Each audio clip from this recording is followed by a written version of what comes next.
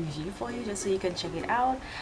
Recently I read these 3 books just on a whim. I chose them at random, some from some of my favorite YouTubers who recommended some books. The first book that I read was The Strange Case of Dr. Jekyll and Mr. Hyde. This one is a classic, and the reason I chose to read this one was because of the Korean drama Hyde and Jekyll. I never actually knew it had a classical book, an original book, so I decided to read it just to get an understanding of what it actually was about. What I loved the most about this story was the writing style and the description of it. Everything was perfectly written, the plot was really strong and very well thought of. I didn't have a character that I preferred.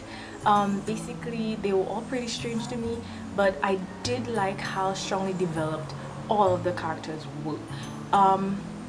Of course, in this book, since it's a classical, we all know what exactly it's about. We know that it would be about a man struggling with split personality, some kind of disorder, some mental illness, and basically we're reading about it, so we already know the ending, but that does not take away from the story at all. You are still really gripped by it, you still want to know the ending, you still want to read on.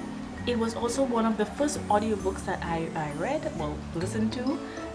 It just wasn't something, it was pretty short, so I decided to check out an audio version. In terms of the audio version, I'm not sure if it's because I was listening to it, I didn't get the same effect when I was reading it. So for example, you would get like a closer relationship with your characters when you're reading it.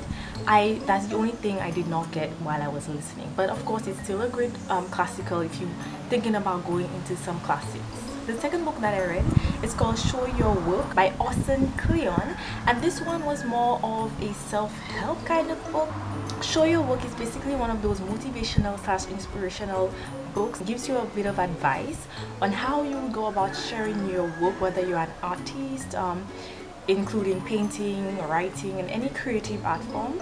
It gives you some advice on how you go about sharing that information to the world. So it also helps you when it comes to, maybe you might have an idea, you may be thinking of stopping when it comes to your blog. It just really motivates you to get your work out there no matter what and share something small every day. So for me, that was a really inspirational read. It's pretty short, but even read it later on when you want to, if you do finish it in one read, you might think of going back to it just to guide you along whatever project that you might be working on. And it's really inspirational. It makes you want to get up and start doing whatever it is that you want to do right in that moment. And the final book that I read recently, it was going back to my fairy tale retelling love, and that was A Court of Thorns and Roses by Sarah J.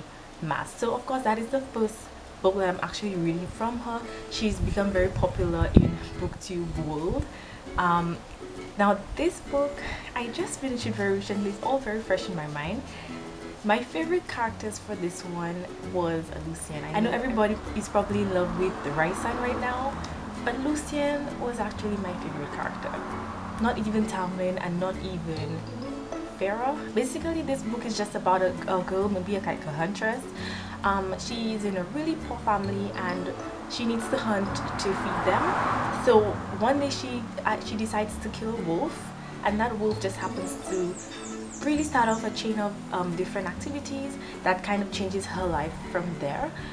She now has to repay her debt of killing that wolf in the immortal land with Tamlin, which is also the lead guy in the book. So to me, Lucien was my favorite character, mainly because he seemed the most realistic to me. Like in terms of the way he spoke, his personality, it just seemed like the most real character. Tamlin, he was fairy tale as well as Farah. She was a fairy tale, and Raisan was just, the fairy tale antagonist. So in terms of the story itself and the plot, the beginning really gripped me. I was really into the story all the way, but then when it started reaching the climax, all the conflict, her doing these tasks for the evil queen, it just started to lose that rhythm for me. And what I really hated was that some of these things were a bit too simple. Like, why did she take so long to figure out that riddle? From the very first time I heard that riddle, I knew it was love, right? Oh, I hope that was not a spoiler, but it's pretty obvious that it was love. Anyway, and to tell Tamlin I love you, he said it twice. How could she not have realized something just to say it back? You know what I mean? But anyway, all in all, it was a pretty enjoyable read. It did grip me. I did keep flipping through it. It wasn't as funny or as emotional. You know, I didn't feel like crying when they were in danger.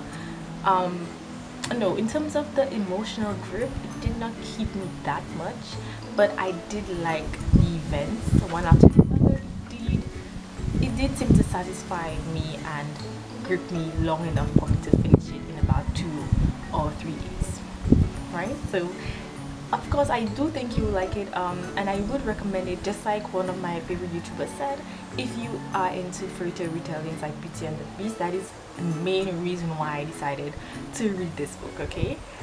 So let me know in the comments what you guys thought of A Court of Thorns and Roses by Sarah J. Maas. Thank you so much for watching this video, and stay tuned for the next one.